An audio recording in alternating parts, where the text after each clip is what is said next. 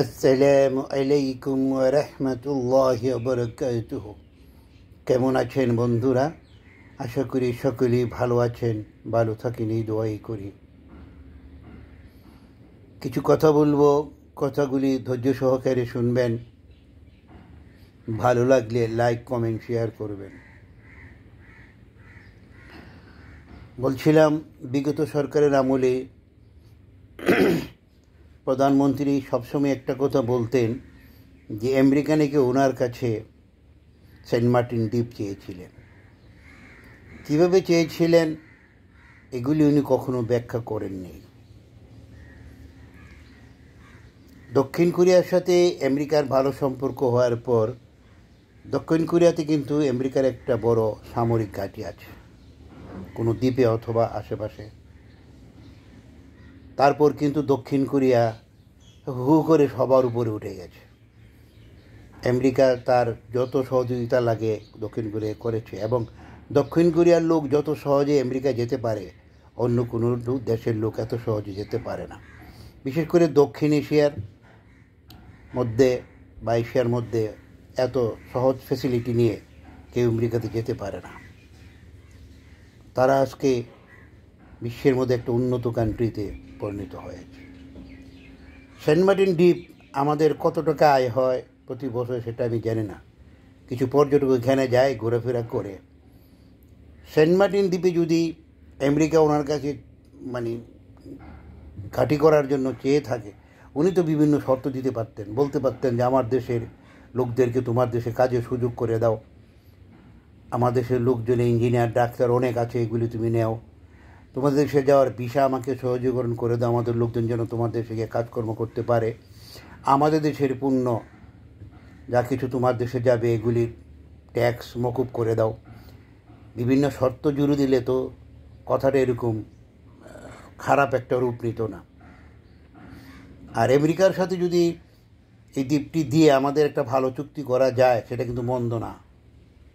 মনে রাখবেন, আমেরিকার সাথে যে দেশগুলি ভালো সম্পর্ক হয়েছে সবগুলি উপরে উঠে গেছে। যেমন জাপান অনেক উপরে উঠে গেছে। জাপানের যা গাড়ি তৈরি হয় তার বোধহয় সম্ভবত 80% আমেরিকা নিয়ে নেয়। এবং জাপানে যে মিৎসুবিশি কোম্পানি আছে ওইখানে নাকি শুনছি আপনার 5-7 মিনিটে একটা গাড়ি বের হয়। বলতে পারেন যে এটা কী করে সম্ভব? না, এটা কিন্তু চলমান প্রক্রিয়া। এই যে প্রথম থেকে শুরু হয়েছে, ফার্স্ট থেকে লাস্ট পর্যন্ত এখন দেখা যাচ্ছে যে 5-7 মিনিট পরে একটা গাড়ি আউটপুট হয়ে যায়। এটা কিন্তু দোষের না। ইন্ডিয়ার চেয়ে 1000 গুণে বেটার হবে আমেরিকার সাথে বাংলাদেশের সম্পর্ক রাখলে। কারণ ইন্ডিয়া আমাদের কাছ থেকে যা নিয়েছে তার কিঞ্চিত কী বলবো 100 ভাগের 1 ভাগও আমাদেরকে দেয়নি।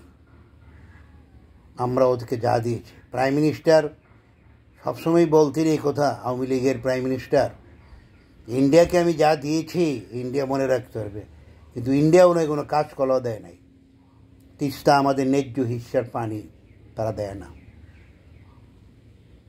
শুধু তিস্তা না, প্রতিটা নদীর মুখে তারা বাঁধ দিয়েছে। এটা বন্ধুর আচরণ না। সে আমার কিসের বন্ধু? আমার ওপিনিয়ন, ভারতের সাথে সব কয়টা চুক্তি ভঙ্গ করা হোক, ভারত থেকে গাড়ি আনা বন্ধ করা হোক, গাড়ি থেকে মোটরসাইকেল আনা বন্ধ করা হোক। ভারত থেকে মোটরসাইকেল আমার দেশে উৎপাদন হয়, ভারত থেকে কেন আসবে?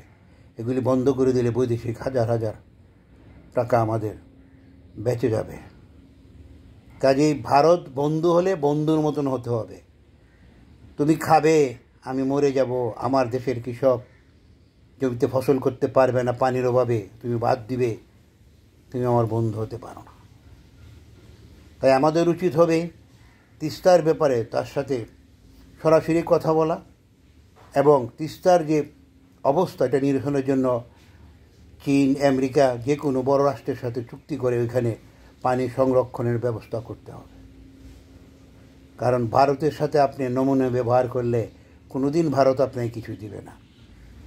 ভারত যেরকম কঠিন আপনি এরকম কঠিন হতে হবে। তার সাথে সমস্ত বাণিজ্যিক চুক্তি আস্তে আস্তে বন্ধ করে দেওয়া হোক। দেখবেন উনি সোজা হয়ে যাবে। মোটামুটি দক্ষিণ এশিয়াতে সবার সাথেই ওনার মানে উল্টাউল্টি হয়ে গেছে, শুধু আমরা একটু বাকি আছি, আমাদের সাথে হয়ে যাবে ইনশাআল্লাহ। তাই আমাদের সবাই মনে রাখতে হবে ভারত আমাদের বন্ধু নয়, এই কথাটা আমাদের সবাই মনে রাখতে হবে।